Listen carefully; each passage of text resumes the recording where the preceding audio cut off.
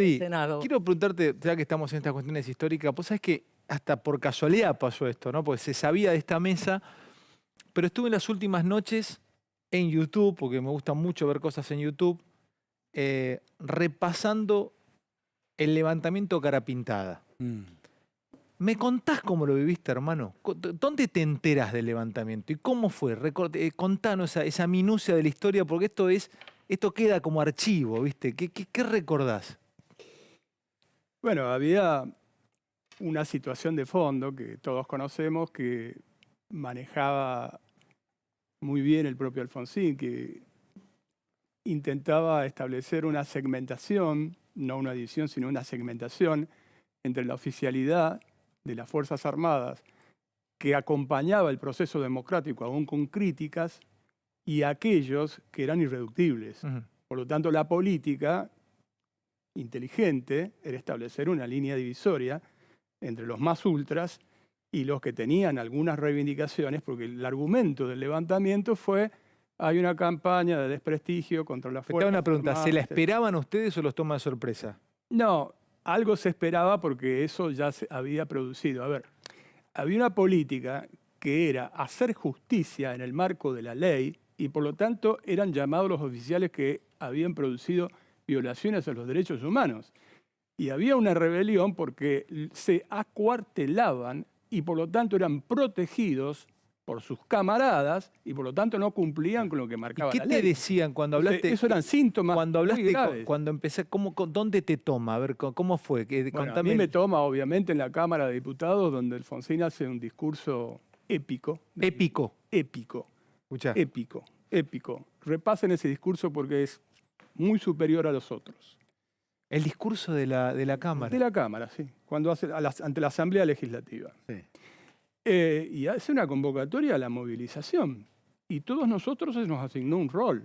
No voy a entrar en detalle de los roles que se nos asignó, pero uno de los primeros fue tener control sobre medios de comunicación para establecer el estado de movilización, que era nuestra casi única arma. Me jodés. O sea, No. los medios de comunicación eran la forma que tenían ustedes como para tener comunicación con la gente. Por Tenían supuesto. miedo que los tomaran los propios Exactamente. militares.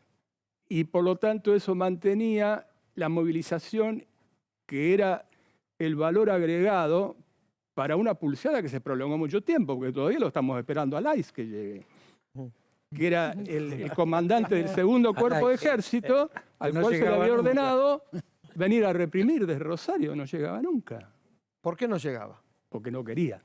Obvio. Claro, es obvio que tenía algún nivel de connivencia. Ahora, cuando veían que no llegaba, ¿por qué siguió siendo Alaiz el responsable de llegar? Porque nosotros entendíamos que todavía existían muchos sectores que estaban en debate ahí adentro.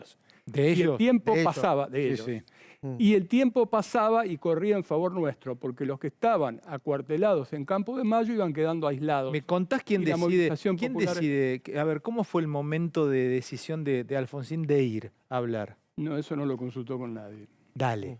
No lo consultó con nadie. Y lo han dicho, lo han contado 1000 veces, lo ha contado Nacho López, lo ha contado Jaun Arena y demás. Fue, rezó ante la Virgen que está en Casa Rosada, Nacho se quedó afuera porque exactamente, y dijo, No llegó ahí. me voy a... ¿A Campo Mayo? Y le dijo a su edecán, que era el general Ham.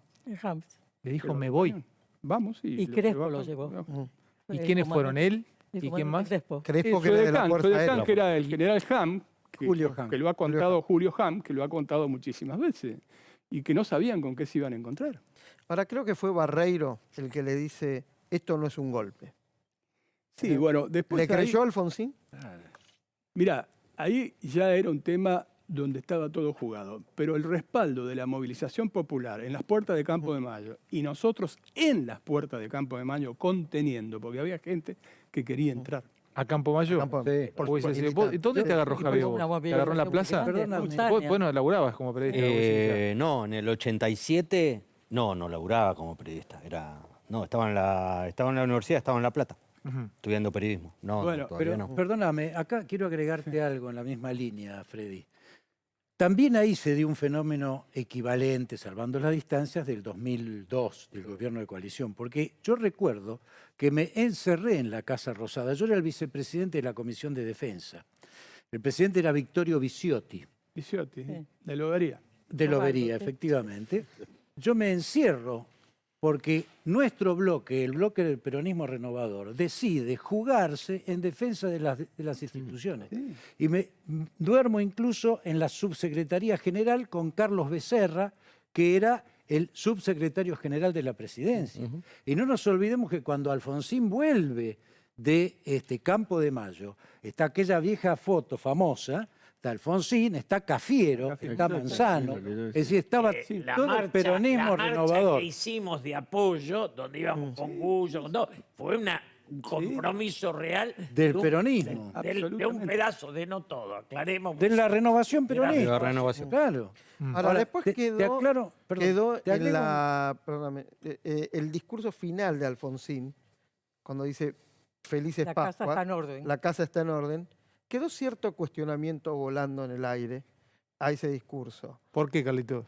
Porque dio la impresión, corregime Freddy, que Alfonsín algo había negociado y que no le contaba a la gente. En absoluto. No. No hubo negocio. Luego cuando se reproduce y se reproduce tanto por los pocos que estuvieron allí y demás, no hubo negociación ninguna. Eso lo quiso instalar el propio Rico. Aldo Rico. Claro. sí. Tener algo. Aldo Rico dice que algo. Alfonsín le prometió las leyes de punto final y obediencia. No, las leyes No. de punto final Eso lo dijo Él va, él Las va. ya había estaban de anunciado antes. Raúl, Ya estaban mucho de antes. claro, las había anunciado Raúl. En primer lugar, las anunció en su campaña, porque en su campaña él siempre habló de los distintos niveles de responsabilidad.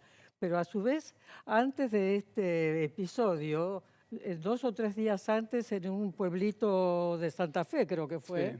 no recuerdo cuál era el pueblito, él justamente volvió a hablar de ese tema. En Ceres, ¿no fue?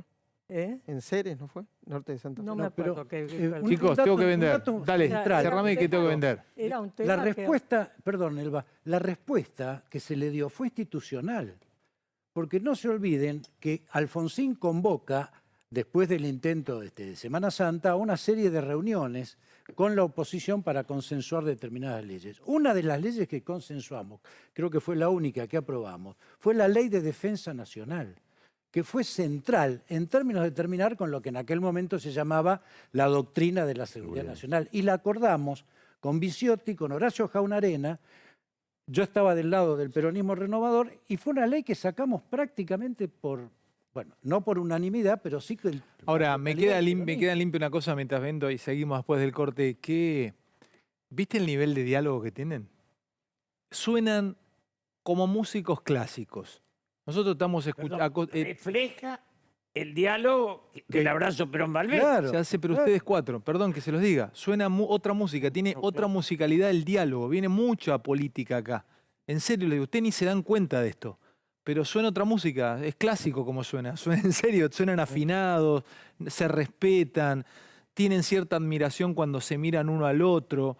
Es increíble, lo digo estando acá, porque una cosa es verlo del otro lado, otra cosa es estar acá.